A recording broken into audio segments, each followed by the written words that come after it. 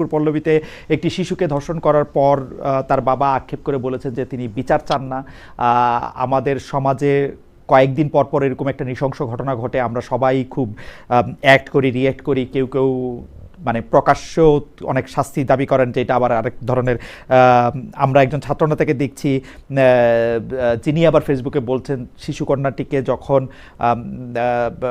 এই কথাগুলি যখন বলা হচ্ছে তখন কেউ কেউ নিচে গিয়ে বলছেন যে এত সাজগোজ করা হচ্ছে কেন, বা তাকে আসলে একটা পারফরমেন্স করা হচ্ছে। এই পুরো ব্যাপারটা নিয়ে যদি আপনি একটু বলেন যে আমাদের সোসাইটির যে একটা রক্ষা কবচ ছিল সমাজের, সেইটা কি ভেঙে গেছে, মানে মানে সেটা কি আর নাই, নাকি সোসাইটিটাই আর এক্সিস্ট করে না, আমরা জানি কোথায় চলে গেছি, আসলে আমাদের কোনো সমাজ নাই? আপনি ঠিক বলেছেন। প্রথমত হলো পুঁজিতান্ত্রিক সম্পর্ক তো প্রধান তার যে নেতিবাচক ক্রিয়া, এটা হচ্ছে সমাজকে ভেঙে ফেলা এবং প্রকৃতির সঙ্গে আমাদের যে প্রাকৃতিক সম্বন্ধ সেটাকেও ছিন্ন করা। যেমন আপনি যদি কৃষকের কৃষি ব্যবস্থা থেকে যদি শ্রমিককে উৎখাত না করেন তাহলে তো আপনি বাজারে শ্রমিক পাবেন না। কেউ কি চাইবে যে সে শ্রম বিক্রি করে শুধু বেঁচে থাকবে? আপনি পুঁজিতান্ত্রিক ব্যবস্থা, কেন আমি পুঁজিকে ইলা বলছি খেয়াল করেন, পুঁজিতান্ত্রিক ব্যবস্থায় আপনি আপনার শ্রম বিক্রি করে আপনি বেঁচে থাকতে পারেন, আপনার আর কোনো শর্ত নাই। তার মানে আপনি কোনো, এই যে দিনের কথা বলেন, আর কি দিন আপনি এই সমাজের মধ্যে আপনি কায়েম করতে পারবেন? একমাত্র পুঁজির দিন ছাড়া। পুঁজির দিন মানে পুঁজির ধর্ম ছাড়া। পুঁজির ধর্ম হলো আপনার শ্রমশক্তি বিক্রি করতে হবে, আবার সেই টাকা দিয়ে আপনি আবার পুঁজিপতির কাছ থেকে আপনি কিনবেন, তার জিনিসপত্র কিনবেন, তাকে আরো ধনী করবেন। তাহলে এই যে সমাজ এই সমাজে ধর্ষণ থাকবেই, অন্যায় থাকবেই, যতক্ষণ পর্যন্ত না আমরা এই সমাজের বিরুদ্ধে আমরা লড়াই না করি। সেটা ধর্মের নামে হতে পারে, রাজনীতির নামে হতে পারে, দর্শনের নামে হতে পারে, ন্যায় বিচার কায়েমের অর্থ হতে পারে। যেভাবেই করেন না কেন আপনাকে অবশ্যই পুঁজিতান্ত্রিক বিশ্ব ব্যবস্থার বিরুদ্ধে লড়াই করতে হবে, এছাড়া তো কোনো সরল পথ নাই।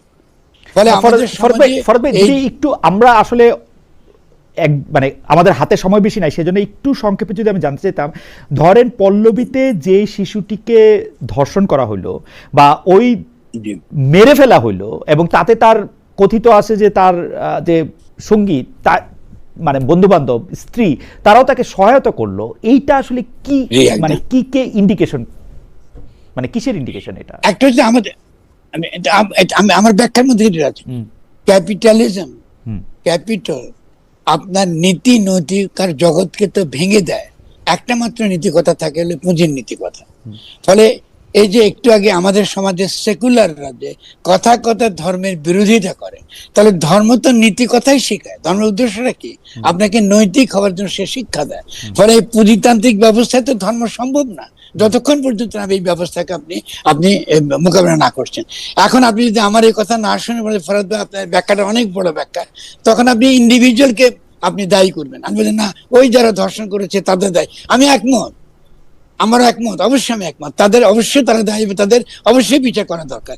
কিন্তু বিচারের পরে যদি আমি যুক্ত না করেন যে সমাজের যে ক্ষয়টা ঘটেছে, সমাজের যে ফাউন্ডেশন, সে ফাউন্ডেশন যে নষ্ট হয়েছে, এটা যদি না আনেন, সেই ফাউন্ডেশনকে আবার কি করে আমরা রিকনস্ট্রাক্ট করবো, এটা যদি আমরা না করি, তাহলে তো আমরা আসলে সমস্যাটাকে রেখেই তো দিলাম, আমরা তো সমাধান তো করলাম।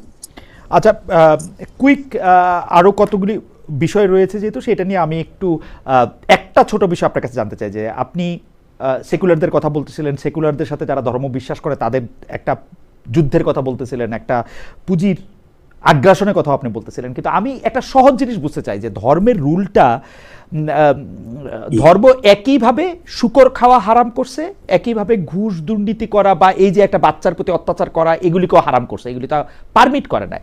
কিন্তু আমরা শুকর না খাওয়াটা, এইটা আমার পুলিশও লাগতেছে না, কিচ্ছু লাগতেছে না, এইটা আমি খুবই এরকমভাবে মাইনে চলতেছি, ভুলে কেউ আমাকে খাওয়াই দিলে গলায় আঙ্গুল দিয়ে আমি বমি করতেছি, কিন্তু এইটা তখন মনে হইতেছে যে আমি শুকর খাইছি, আল্লাহর আরশ কাঁপে উঠবে। এইটা করার সময় আমার মনে হইতেছে না, ঘুষ খাওয়ার সময় মনে হচ্ছে না, সুদ খাওয়ার সময় মনে হচ্ছে না। এইটার কারণটা কি? মানে একই তো রুল, মানে মানে যদি আমি রুল মানি তাহলে এইটা মানে আমাদের তো নীতি নৈতিকতার বিকাশের জন্য আমাদের যে সমাজে সত্যিকার অর্থে যে ধর্মস্থান থাকা দরকার, এটা তো নাই। আমরা মসজিদগুলো তো ধর্মস্থান বানাই নাই, মসজিদগুলোকে বানিয়েছি এক ধরনের, যাব আমি ওখানে নামাজ পড়বো, তারপরে দরজা বন্ধ করবো, বলে যে দুনিয়াবি বিষয় নিয়ে আলোচনা করা যাবে না।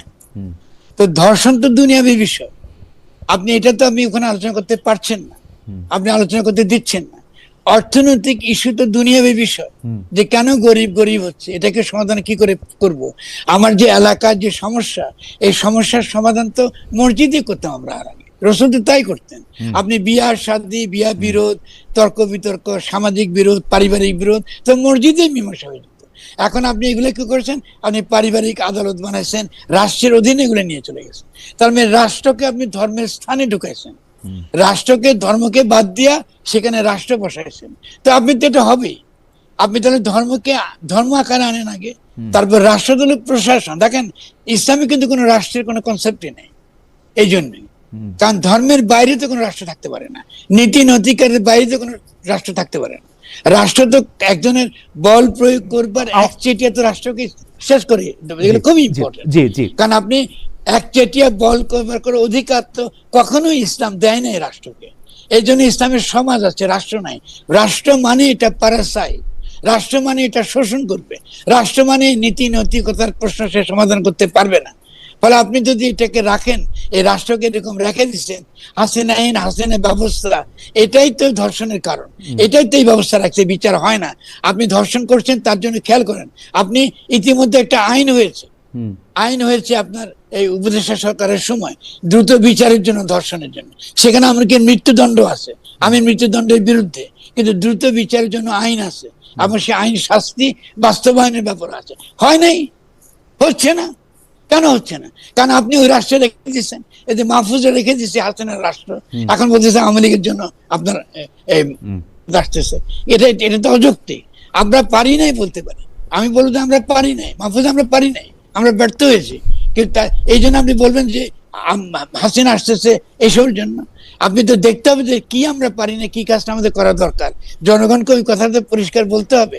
আমরা চুপকে সরাতে পারিনি, আমরা হাসিনার কনস্টিটিউশন রেখে দিয়েছি, হাসিনার আমলা রেখে দিয়েছি, হাসিনার সেনাবাহিনী রেখে দিয়েছি, সবই রেখে দিয়ে আমরা একটা এত বড় লোক জীবন দিয়ে দিল, এতগুলো মানুষ মারা গেল, কিচ্ছু করতে পারি না। তো আপনি ধর্ষণ হবে না? হবে নাকি?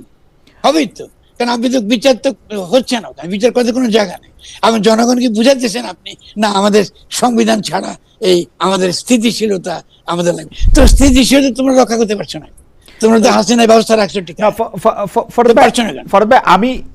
আমি শুধু আমার অবজারভেশনটা বলি যে আমি দেখি বাংলাদেশের 90% মুসলমান, সেই 90% মুসলমানের মধ্যে আসলে আমি শতকরা 1%, 1000 জনের একজন, 10,000 জনের মধ্যে একজন, 1 লাখ জনের মধ্যেও একজন পাই নাই যে প্রকাশ্যে শুকর খায় বা শুকর গোপনে খায়।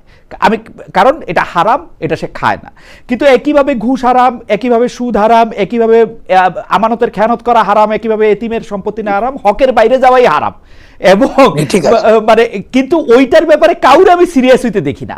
তখন বলে যে আমার শরিয়া আইন করতে হবে, আমার চোখের সামনে পুলিশ দেখতে হবে, আমাকে অপরাধ প্রবণ। এইটা আমরা কোত্থেকে পাই? মানে আমি যে একটাকে কম অপরাধ ভাবি, আরেকটাকে বেশি অপরাধ ভাবি, এটা কোত্থেকে পাই আমি আসলে? মানে এটা বোঝার আমার সিস্টেমটা না, এটা তো একটা তো আপনি এটা তো আমি উত্তর দিয়েছি আসলে। একটা হলো যে আপনি নীতি নৈতিকতার যে শিক্ষাটা সমাজে থাকা দরকার, এটা যেরকম তথাকথিত যারা নিজেদেরকে ধর্মবাদী মনে করে তাদের মধ্যে নাই, তথাকথিত যারা সেকুলার মনে করে তাদের মধ্যেও নাই। আমরা নাই তো, আপনি